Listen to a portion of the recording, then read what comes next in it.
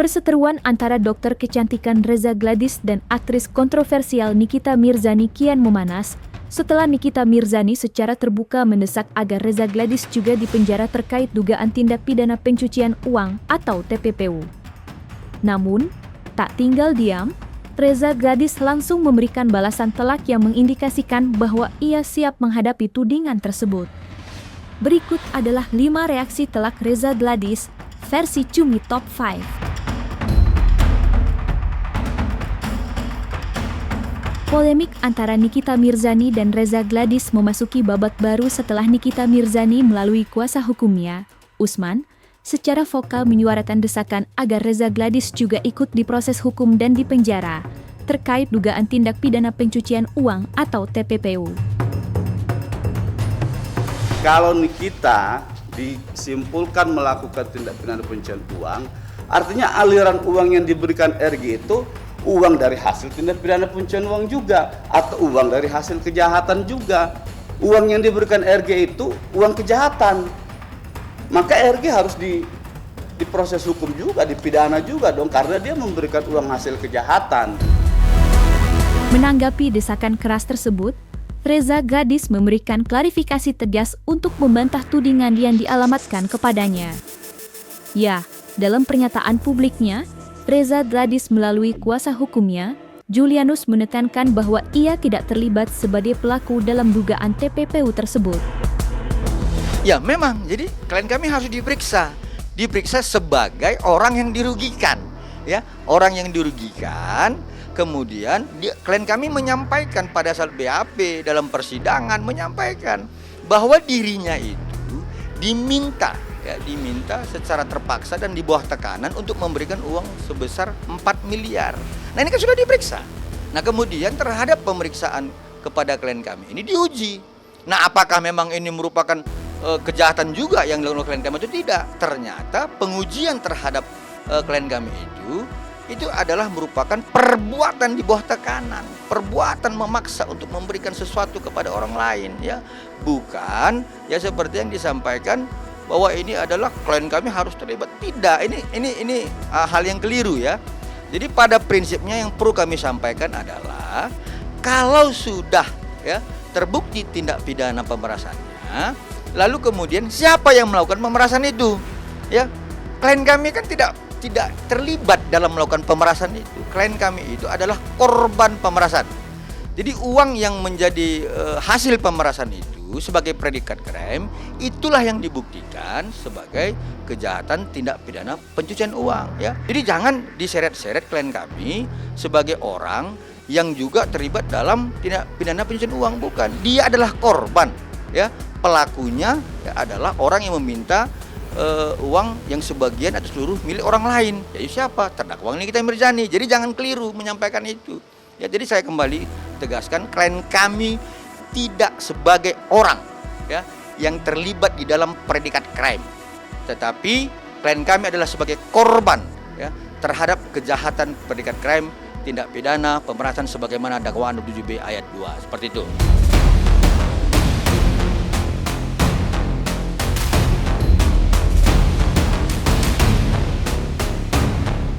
Dalam pernyataannya kepada publik, Nikita Mirzani melalui kuasa hukumnya Usman bersikeras menyebut bahwa sejumlah uang yang ia terima dari Reza Gladys merupakan pemberian yang bersifat sukarela.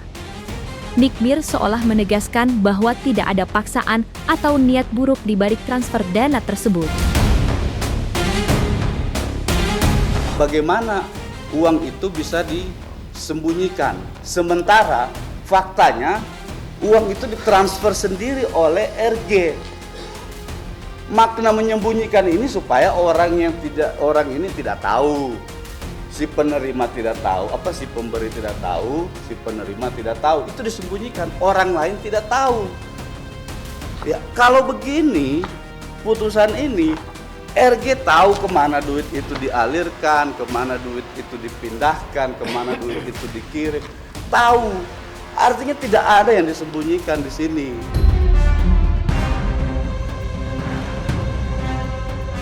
Namun, klaim tersebut langsung dibantah telak oleh Reza Gladys. Melalui kuasa hukumnya, Julianus menegaskan bahwa uang yang ia berikan sama sekali bukan donasi atau pemberian sukarela. Klien kami memang mengetahui sebagai orang yang disuruh, ya saya garis bawahi, yang disuruh untuk mentransfer, ya, tetapi dalam hal ini perlu kami garis bawahi, uang yang ditransfer oleh klien kami itu adalah merupakan duit yang diberikan secara terpaksa dengan ancaman dan tekanan, ya. Jadi kami harus garis bawahi, pemberian itu bukan sebuah sukarela. Artinya ketika misalnya pemberian itu diperoleh dan bersumber dari tindak pidana, maka kemudian siapa yang memaksa, ya, orang lain untuk memberi itu agar kemudian dialihkan kepada pihak lain, placement, integration, layering, nah itulah tindak pidana pencucian uang, ya. Tetapi kalau klien kami ini kan bukan orang, ya, saya perlu jelaskan, bukan orang yang terlibat dalam kejahatan yang tersistematis ini, bukan, ya, tetapi orang yang dipaksa untuk memberi di bawah tekanan, ya. Jadi dipaksa memberi di bawah tekanan, itulah, ya, masuk dalam kategori tindak pidana perikat crime sebagaimana 27B ayat 2. Dalam pernyataan yang dilontarkan Nikita Mirzani, ia sempat menuding bahwa Reza Gladys lah yang lebih dulu meminta tolong atau bantuan kepadanya terkait suatu urusan. Klaim ini seolah menempatkan Reza Gladys pada posisi membutuhkan bantuan Nikmir. Kalau kita begini, ya, saya mengatakan kalau itu disimpulkan sebagai uang tutup mulut oleh majelis hakim tingkat tinggi, ya, maka itu bertentangan dengan fakta adanya peristiwa terkait permintaan tolong dari Reza Gladys kepada Nikita melalui Ismail. Permintaan tolong, kita kan tahu di persidangan itu, video kita, rekaman suara kita sampaikan di persidangan bahwa jelas, Mail, aku tidak mau ribut-ribut. Baiknya bagaimana? Aku tidak pernah ribut sama orang gitu. Tolong dong Mail gitu. Nah, ini kalau permintaan tolong ini lalu dia memberikan uang, si Reza memberikan uang, lalu disimpulkan sebagai uang tutup mulut. Anda minta tolong sama saya, kalau saya nggak ini, saya bilang Anda nyogok tutup mulut, lalu Anda nggak mau, Anda pidanakan dong saya. Kan begitu. Namun, tudingan tersebut langsung dibantah mentah-mentah oleh Reza Gladys. Melalui kuasa hukumnya, ia memberikan klarifikasi tegas, menolak keras narasi bahwa ia pernah meminta bantuan atau pertolongan kepada Nikita Mirzani. Klien kami tidak pernah meminta tolong, ya. Jadi kalau kemudian ini merupakan satu dalil dari pihak terdakwa mengatakan bahwa inilah merupakan permintaan tolong dan mengarah kepada sebuah kesepakatan bisnis dan sebagainya, buktikan itu, ya, dalam proses perdata. Jadi prinsipnya kan klien kami sudah menguji ini, ya, dengan cara melaporkan ke pihak Polda Metro Jaya, ya, penyidikan sudah menguji. Ya, kemudian jaksa sudah menguji, pengadilan sudah menguji. Ini adalah merupakan tindak pidana pemerasan, ya, dengan dakwaan 27B ayat 2, bukan perjanjian bisnis. Jadi artinya tidak ada di situ minta tolong. Tapi kalau kemudian diambil perkataan-perkataan ekstraksi itu, percakapan ekstraksi itu, sepenggal memang ada itu bahasa sepertinya minta tolong, ya. Tetapi nggak boleh diambil sepotong-sepotong. Kita harus utuh. Harus utuh menyampaikan sesuatu sehingga kemudian peristiwa pidana itu jelas dan terang benderang, ya. Tapi saya yakin majelis hakim tingkat banding kan sudah melihat itu.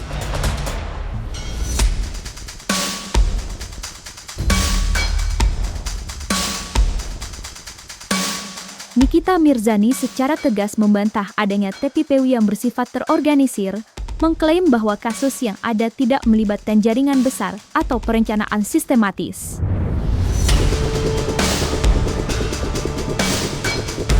Kalau Nikita disimpulkan dalam putusan ini melakukan tindak pidana pencucian uang, ya, maka hukumnya tindak pidana pencucian uang itu tindak pidana yang tidak dapat berdiri sendiri.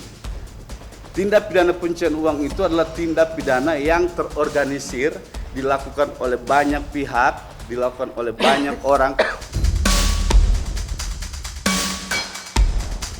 Namun, bantahan Nikmir tersebut langsung disambut dengan balasan telak dari Reza Gladys. Melalui kuasa hukumnya, Julianus, ia tidak setuju dengan klaim Nikmir dan secara terbuka mengindikasikan bahwa pandangan Nikmir tidak sesuai dengan fakta yang ia ketahui. Balasan telak ini menyiratkan bahwa Reza Gladys memiliki informasi yang membuktikan adanya struktur dan perencanaan di balik aktivitas pencucian uang yang dituduhkan.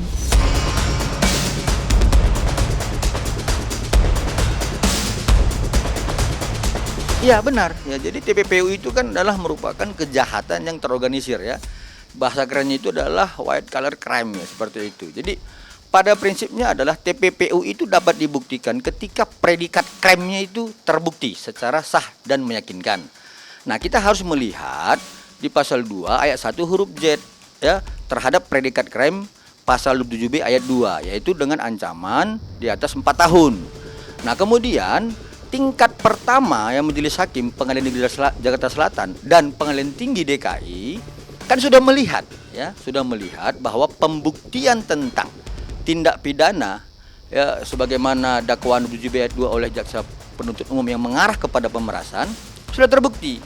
Lalu kemudian tindak pidana pemerasan ini sudah terbukti, maka Majelis Hakim tingkat banding ini membuktikan juga tentang soal kemana ini uangnya ya, dalam artian ketika ada pembuktian tentang bahwa sesuatu itu ya, kekayaan itu diperoleh dari sumbernya kejahatan tindak pidana, maka itu adalah merupakan tindak pidana pencucian uang sebagaimana pasal 2 ayat 1 huruf Z, seperti itu.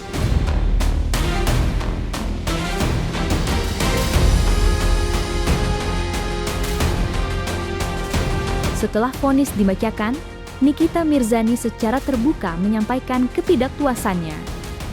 Ia menganggap bahwa keputusan yang diambil oleh hakim adalah keliru dan tidak mencerminkan keadilan atau fakta yang sebenarnya terjadi di persidangan. Ini sangat keliru pertimbangan hukum dari pengadilan tingkat tinggi yang berkaitan dengan terpenuhinya tindak pidana pencucian uang.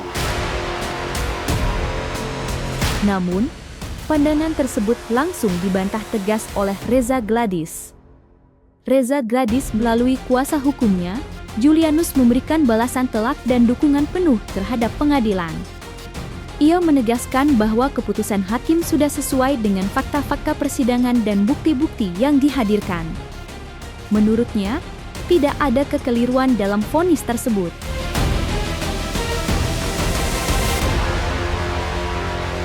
Saya kemarin kan aktif nih melihat peristiwa-peristiwa persidangan, fakta-fakta persidangan ya. Jadi peristiwa pidana itu kan tidak boleh kita sajikan, sampaikan secara sepotong-sepotong dan sepenggal-sepenggal. Sehingga kemudian ini akan membuat maknanya berbeda. Artinya sampaikanlah ya peristiwa itu secara utuh ya, holistik. Nah, jadi artinya ketika kemudian kita sampaikan secara utuh, maka soal tentang tutup mulut itu kan kausalitas ya, itu adalah penyebab sebelumnya. Nah kemudian terhadap itu maka adanya perbuatan yang memaksa meminta sebagian atau seluruhnya kepunyaan orang lain dengan ancaman. Nah ini kemudian yang dikategorikan adalah perbuatan tindak pidana. Jadi kalau ini sudah menjadi terbukti predikat krimnya, lalu masuk ke dalam TPPU-nya, ini adalah merupakan pembuktian kumulatif. Ya, jadi jangan melihat tutup mulutnya saja. Itu kan kausalitasnya gitu. Ya artinya yang lebih yang harus diperhatikan adalah persoalan bagaimana ya terdakwa itu melakukan pengancaman, kemudian melakukan perbuatan meminta sebagian seluruh milik orang lain yang kemudian sudah dibuktikan oleh hakim majelis hakim tingkat pertama dan pengadilan tinggi di DKI. Dan jangan lupa untuk like, subscribe dan juga share channel YouTube Cumi Cumi.